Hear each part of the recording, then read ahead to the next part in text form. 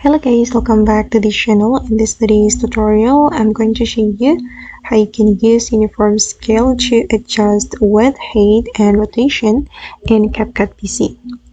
Okay, let's get into it guys. Here I have created a project in my CapCut PC and I'm going to use the uniform scale.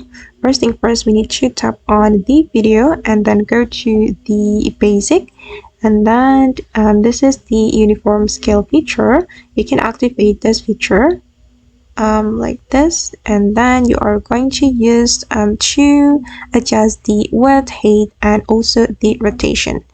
I'm just going to rotate my video like this, just a little bit, and then you can also use it to change the position, but I like to change the position by dragging this video. You can tap and hold on the video and then you just need to adjust the position, or actually you can change the value right here.